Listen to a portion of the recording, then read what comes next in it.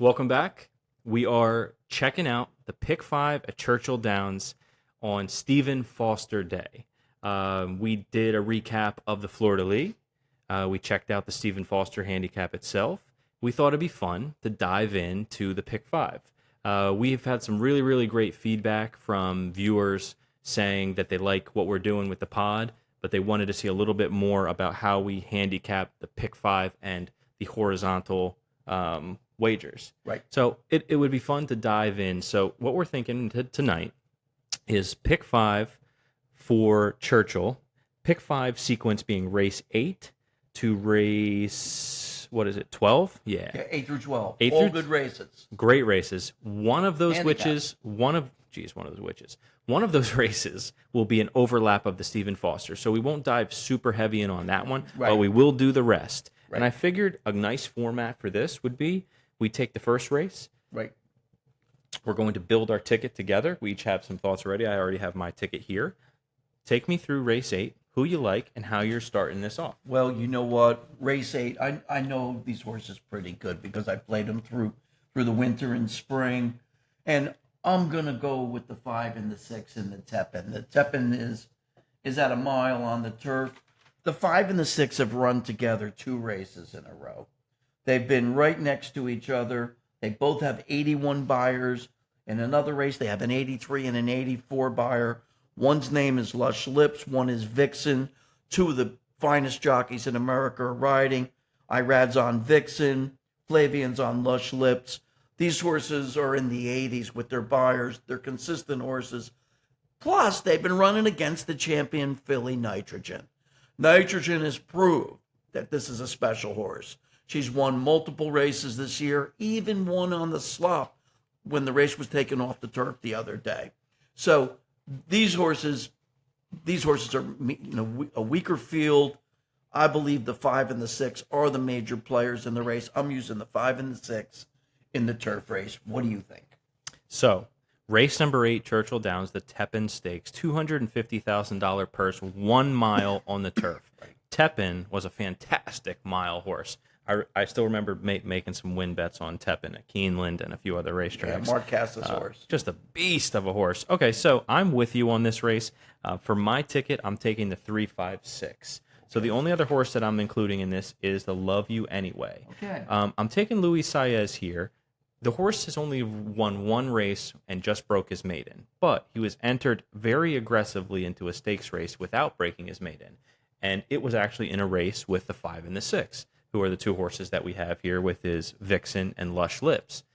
And why I like that, I like when the trainers/owners are aggressive and place a horse in something they may feel like is a bit of a reach. I'd rather the trainer push them into a race that may be just out of their reach as opposed to drop them down levels. And what did the horse do? Ran okay. I think ended up 5th by 6 lengths. Only a couple lengths behind our 5 and the 6, which are going to be the favorites, probably the favorites of the race. And what happens right afterwards? They take him out of the stakes company, put him into a maiden special weight, $100,000 race, and he wins like it's nobody's business. So I really like the 3, Love You Anyway. I think we get a decent price on him.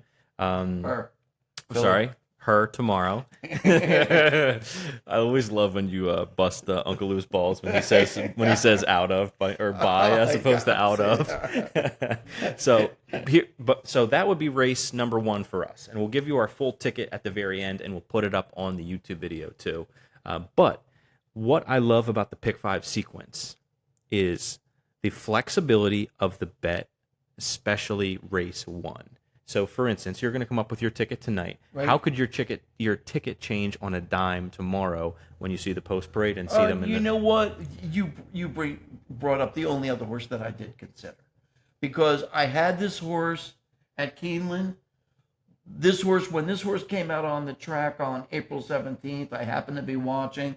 This horse looked very good. I think I bet 25 to win or something. This horse won. I mean, it was even money. I didn't make a ton. But this horse may have potential. It's a daughter of Tapit. Look, that horse cost how much? $400 and some $1,000. Yeah. Those kind of horses can improve. There's no doubt.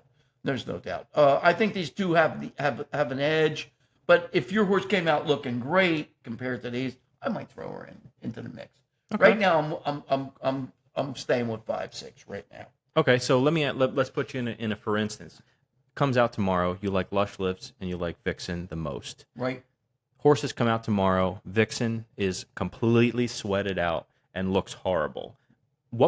How much of you goes, okay, listen, I know he might not look the best, but it was my pick last night. I have my ticket set. I know exactly how much I'm investing. I'm sticking to it because I don't want to bite myself if he runs good. Or are you saying he doesn't run well, so I'll actually take another one in his place, or I'll adjust my ticket? You know what I mean? Most of the time, I'll adjust my ticket. Okay. If a horse is marginal and is, like, geez, acting up a little bit or looks a little troubled, I'm not gonna change the ticket, unless you were making a real big bet. But otherwise, I trust my looks edges a lot, and I think tomorrow is supposed to be 85 to 88, a little humid. Sometimes in hot, muggy, humid weather, horses are gonna sweat out. You want them to sweat a little bit, Sure. Sure. So, but sometimes horses who are sweating don't look that great. It's true. So, you know what? I've been known to alter my tickets. I've had it burn me at times. A lot of times it's done me good. Right.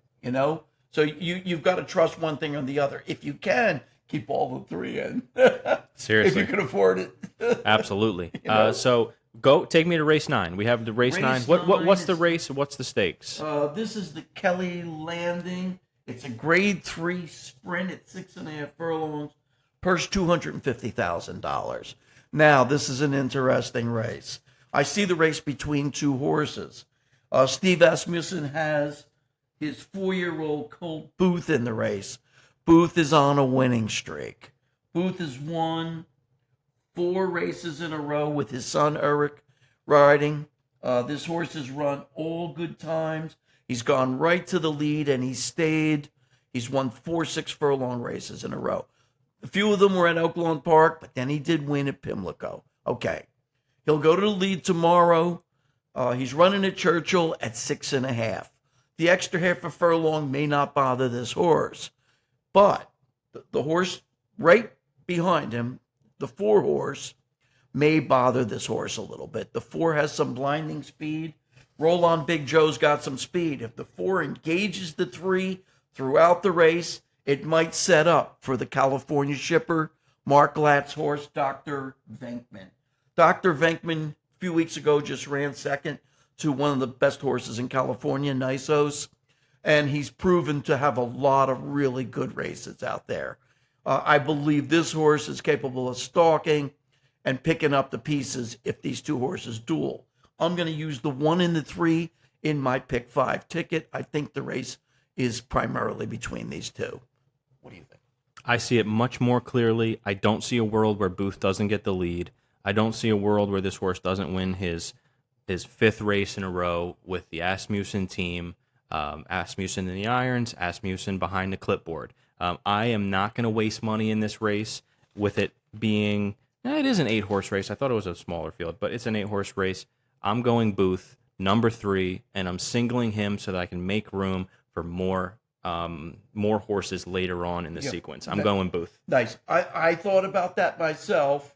And then as I continued to look at the profile of the 1 horse, I saw some all 90 buyers, the ability to go a little bit longer, which tells me that this horse may have a little bit more ability to come off the pace and run at the horse. He doesn't need the lead of any sort in case Booth backs up the slightest bit. I think the horse has an outside chance. But I agree with Josh as Booth being the primary horse. But I'm using the 1 and the 3. 3rd race in the sequence. I'm using just the 3. 3rd race in the sequence. What do you got? I love this race. I love this race for a few reasons. Turf race? The Wise Dan, grade 2, mile and 1/16 on the turf. Race. So, you know what's funny about Wise Dan? Wise Dan, if you love horse racing and you have a pulse, you know who Wise Dan is. An unbelievable horse, won Breeders' Cup races, won graded stakes all over the country, multiple racetracks, a beautiful, big chestnut, just a beast. But you know what's funny when I think of Wise Dan? I think of the time that we almost got to see Wise Dan versus Point of Entry. Do you remember when that was materializing and one of them had the scratch? Point of Entry had won like 3 in a row. I don't know why. I remember being at college, my senior year of college, and being in a course and reading about the Point of Entry versus Wise Dan match coming up. I think it wasn't a Breeders' Cup race. It could have been. It could have been something else. It could have been. And I still remember being like, damn, that's going to be unbelievable. And then I think Point of Entry ended up scratching and Wise Dan won the race. Could be the opposite, but either way. So we have the Wise Dan Stakes. He was a monster. Johnny B rode him, didn't he? Yes. B All right, take me through. You can start us off. I'll bring it Well, over you closer know to what? you. Race 10. I'll be honest with you. This race, I see it as wise open. It is so open. I'm taking a cluster of horses. I'm taking the 4 scratched out of the race, Mercante. I'm taking the 2, the 3, the 5, the 6, the 7, and the 8. I'm taking a whole swath of horses. I like Fort Washington Closing. I like Brilliant Birdie's consistency.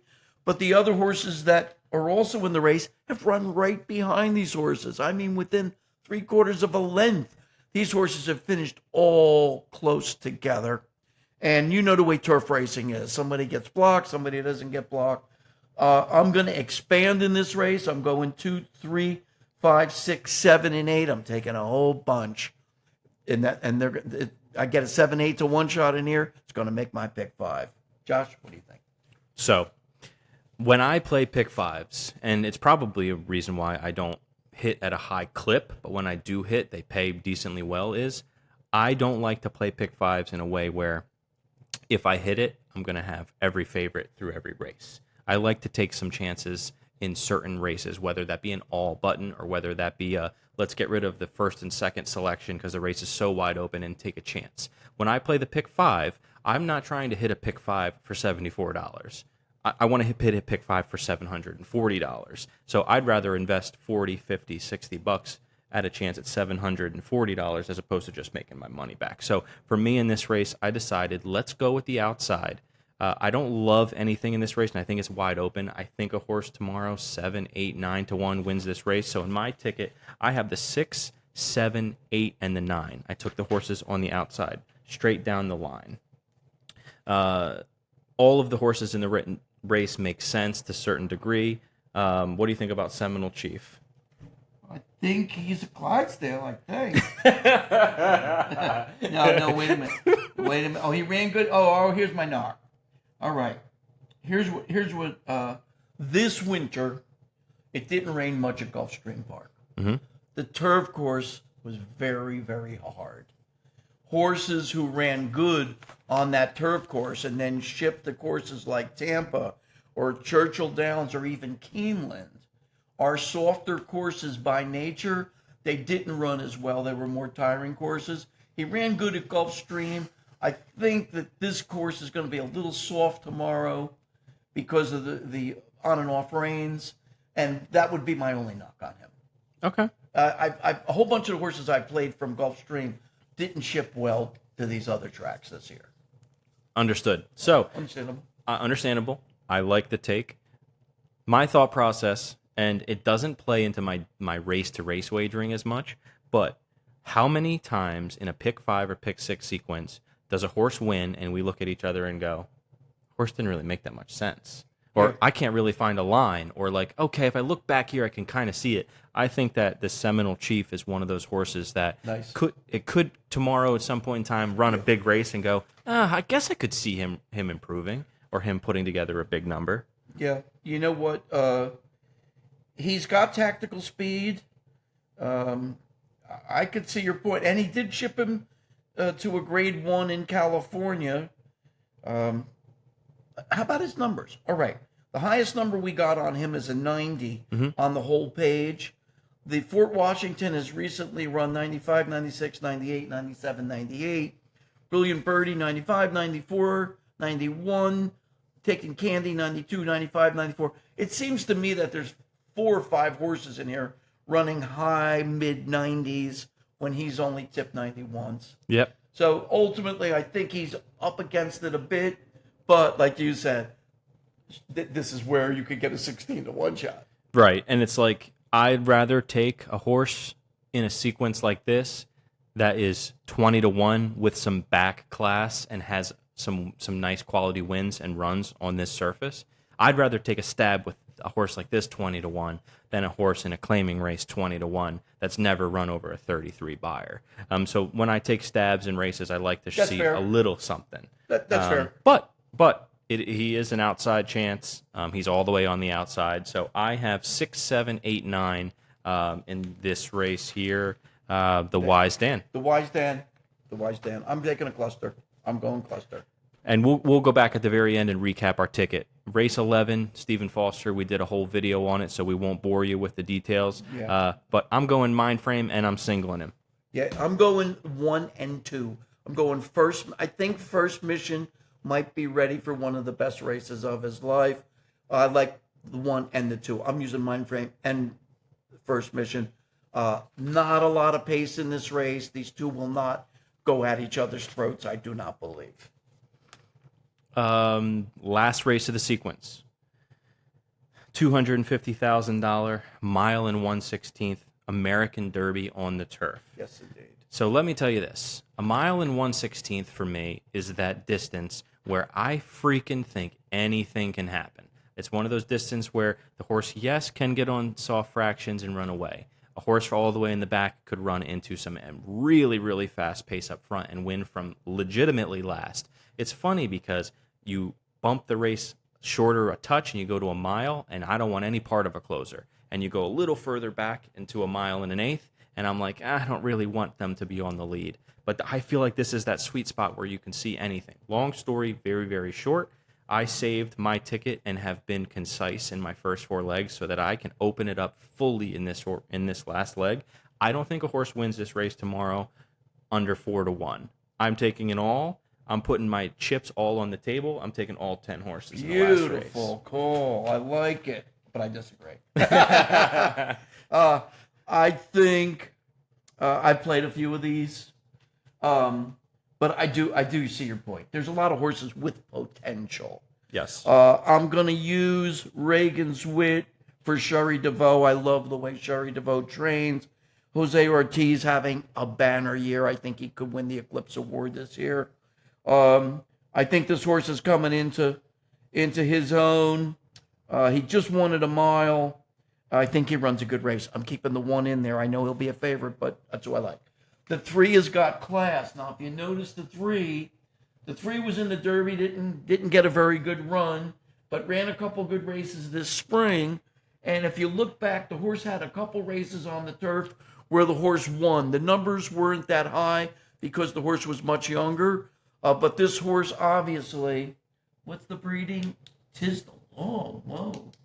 And this horse has shown a proclivity for the turf. We're keeping the 3 in the ticket.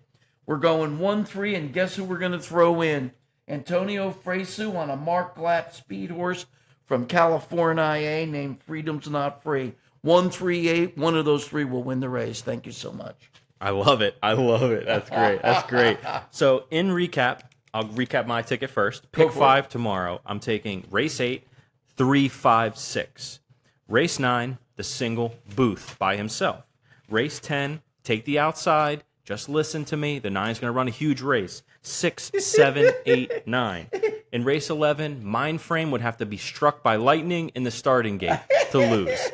Just trust me, Mind Frame wins. And then in race 12, you're going to get a 10-to-1, 11-to-1 shot win this race and go, I should have just taken 3, 4 more horses and taken the all. Take the all. My ticket for $1 is $120. For 50 cents is $60. $60. $60 almost guarantees you to be into the 3rd or 4th leg with a chance because I really think Booth wins.